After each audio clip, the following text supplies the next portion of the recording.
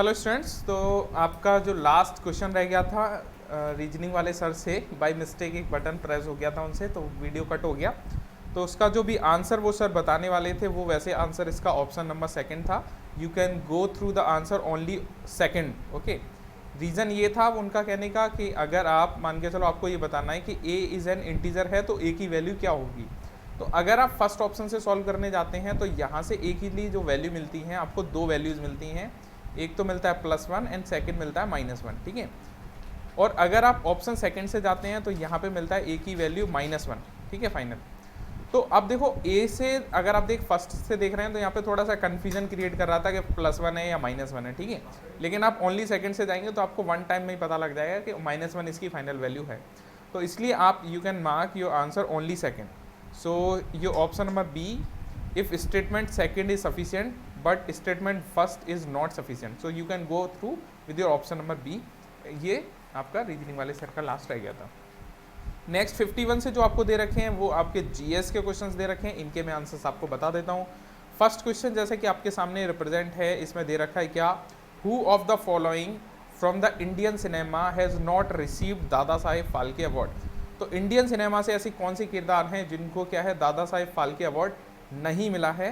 सो ये इसके लिए आपका आंसर बनता है ऑप्शन नंबर डी।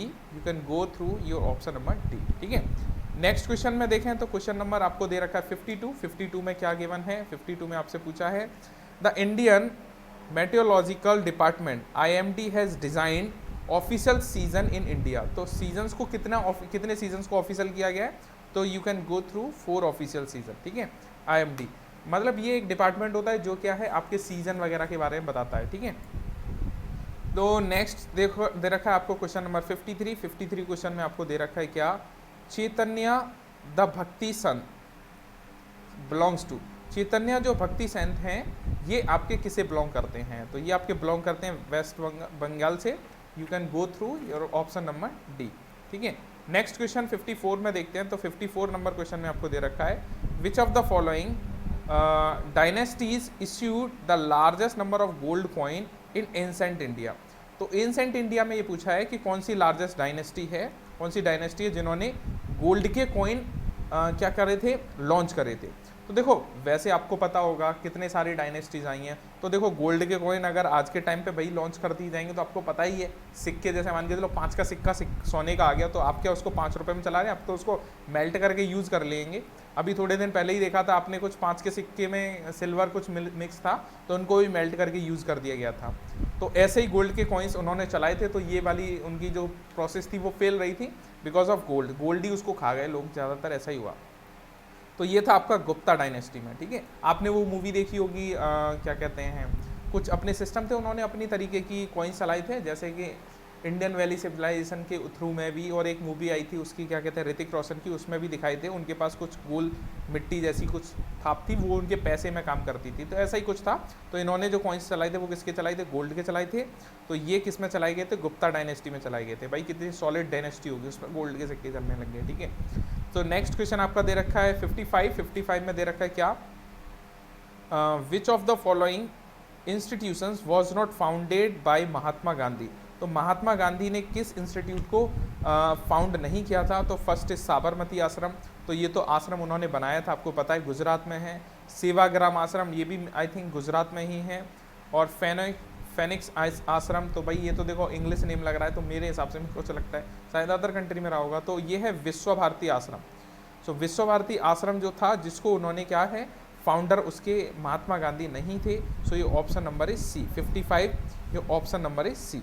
ठीक है, नेक्स्ट क्वेश्चन जो आपको दे रखा है, task of making constitution was over on. यानी कि जो कॉन्स्टिट्यूशन बनाया जा रहा था ये किस डेट को कंप्लीट हो गया था, पूरी तरीके से बन गया था। So that was your answer 26 जनवरी 1950। ठीक है, नेक्स्ट क्वेश्चन आपको दे रखा है the member of Rajya Sabha enjoy a tenure of. तो यानी कि जो मेंबर ऑफ राज्यसभा होते हैं वो कितने सालों के लिए सेलेक्ट किए जाते हैं, ये आपसे पूछा गया है। सो your answer of 57 is 6 years. For 6 year इनको क्या करा जाता है, टेन्योर इनको दिया जाता है। जैसे कि आपको पता होगा पीएम का टेन्योर 5 ईयर्स का होता है या सीएम का 5 ईयर का होता है, इसी तरीके से जो मेंबर ऑफ राज्यसभा होते हैं इनको सेलेक्ट किया जाता है कितने ईयर के लिए, 6 ईयर्स के लिए। सो नेक्स्ट क्वेश्चन आपका 58 दे रखा है, इसमें दे रखा है constitutional advisory to the constituent assembly was.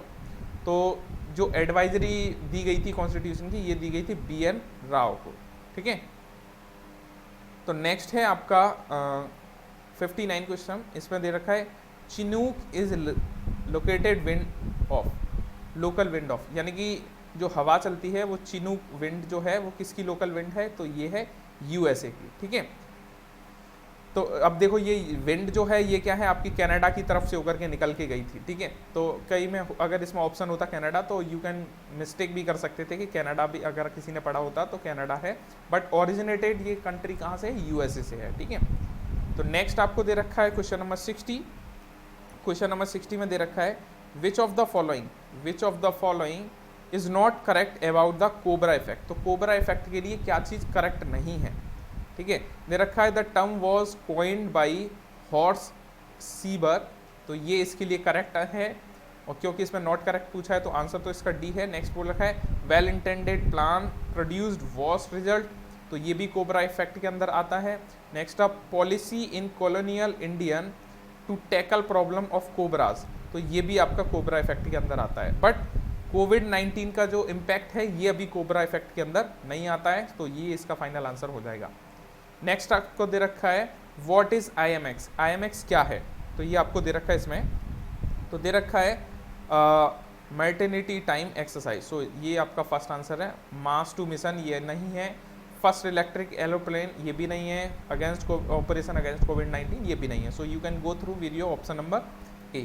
Next में देखते हैं 62 जो आपको दे रखा है, 62 में क्या गिवन है, 62 में दे रखा है who among the following has not won Ramon Magsaysay award, ठीक है। तो it is your Anna Hazare, RM award किसको नहीं मिला है, नहीं मिला है, ये है अन्ना हजारे, ठीक है। नेक्स्ट क्वेश्चन आपको दे रखा है recently honoured with the international children peace prize Greta Thunberg belongs to, जो अभी ऑनरेबल चिल्ड्रन के लिए पीस प्राइज दिया जाता है वो मिला था किसको, ग्रेटा थम्बर्ग को मिला था, तो वो किस कंट्री से बिलोंग करते हैं ये आपसे पूछा गया है, तो it is Sweden, so your answer is option number C here. Next question आपको दे रखा है 64 all Indian Muslim league was founded in, तो ऑल इंडियन मुस्लिम लीग किस ईयर में फाउंड किया गया था, दैट वॉज 1906, सो ये it is your option number A for that question.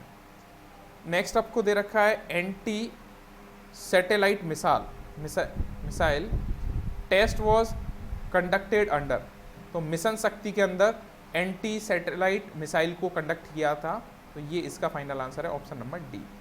Next question की तरफ चलते हैं, क्वेश्चन नंबर आपको नेक्स्ट दे रखा है ipso facts means, ipso facts का मीन क्या है, by reason of first fact, so you can go with your option number B। Next question आपको दे रखा है in which of the following state the Corbett national park is situated, Corbett national park किस state में है, तो you can गो उत्तराखंड, ये national park किस में मिलता है, उत्तराखंड में मिलता है।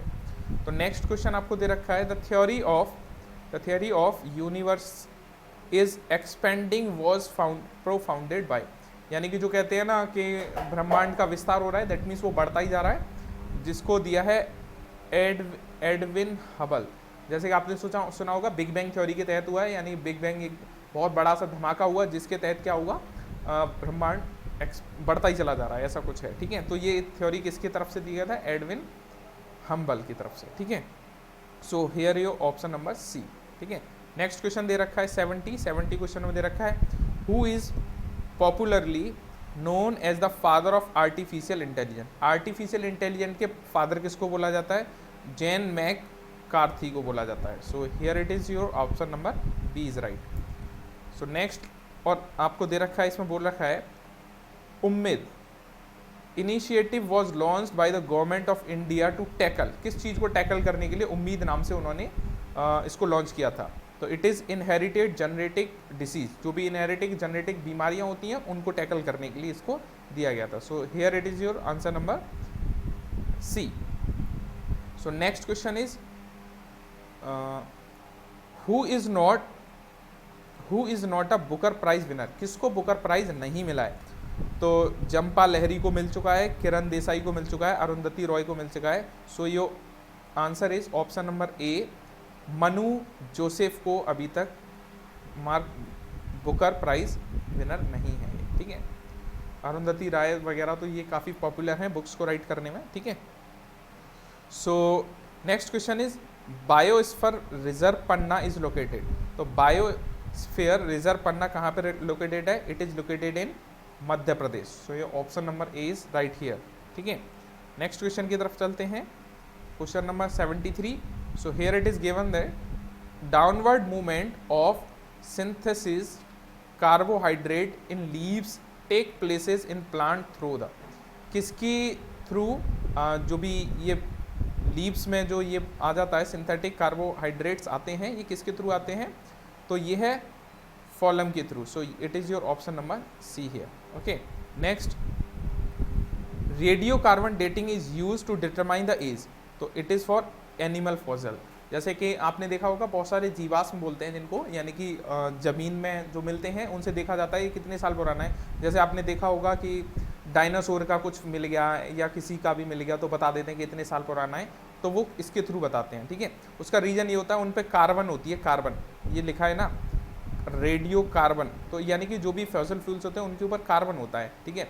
तो वो कार्बन जितना डेड हो जाता है ना, मान के चलो जितना कार्बन डेड हो गया उससे वो पता कर लेते हैं कि ये इतना पुराना है, इतने साल पुराना है। यानी कि मरने के बाद जो कार्बन है उस पर लगे हुए वो डाउन होते चले जाते हैं, ख़त्म होते चले जाते हैं, जिसके थ्रू वो पता कर लेते हैं कि हाँ ये कार्बन, ये चीज़ इतने साल पुरानी है। Next question is the fungal.